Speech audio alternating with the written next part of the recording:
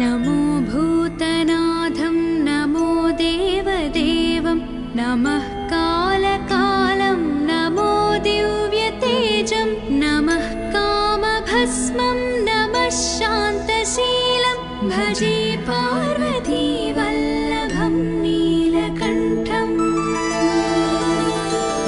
सदा तीर्थसिद्धं सदा भक्तरक्षं सदा शैव पूज्यं सदा शुद्धभस्मं सदा ध्यानयुक्तं सदा ज्ञानतल्पं भजे पार्वतीवल्लभं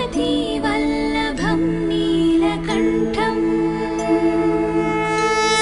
वसानं भयानं महास्थानवासं शरीरं गजानां सदा चर्मवेष्टं पिशाचं विशोचं पशूनां प्रतिष्ठं भजे पार्वतीवल्लभं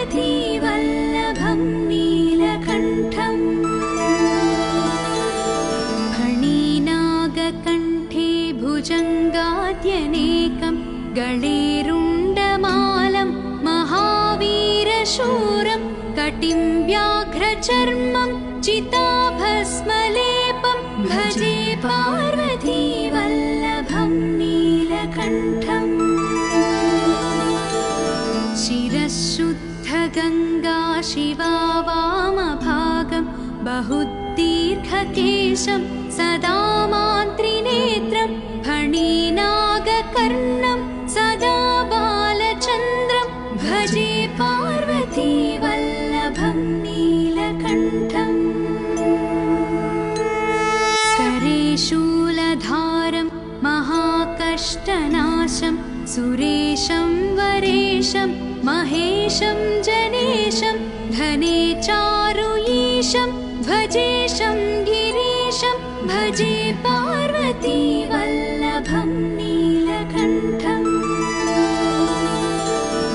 उदानं सुदासं सुकैलासवासं धरानिर्धरं संस्थितं ह्यादिदेवम् अजाहेमकल्पद्रुमुं कल्पसेव्यं भजे पार्वतीवल्लभं नीलकण्ठम् मुनीनां वरेण्यं गुणं रूपवर्णं द्विजानं परन्तं शिवं वेदशास्त्रम् अहो दीनवत्सं कृपालं शिवं हि भजे पार्वतीवल्लभं नीलकण्ठम् सदा भावनाथं सदा सेव्यमानं सदा भक्तिदेवं सदा पूज्यमानं मया तीर्थवासं सदा सेव्यमेकं भजे पार्वतीवल्लभं नीलकण्ठम् इति श्रीशङ्कर भगवतः कृता श्रीपार्वतीवल्लभ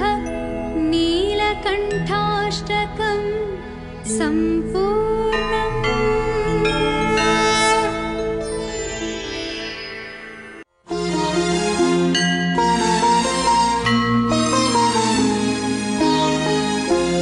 भवाय चन्द्रचूडाय निर्गुणाय गुणात्मने कालकालाय रुद्राय नीलग्रीवाय मङ्गलम् वृषारूढाय भीमाय व्याघ्रचर्माम्बराय च पशूनां पतये तुभ्यं गौरीकान्ताय मङ्गलम्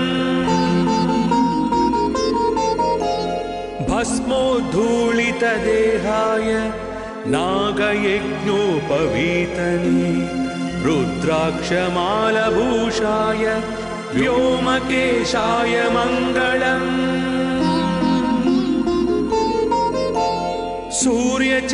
सूर्यचन्द्राग्निनेत्राय नमः कैलासवासिने सच्चिदानन्दरूपाय प्रमथेशाय मङ्गलम्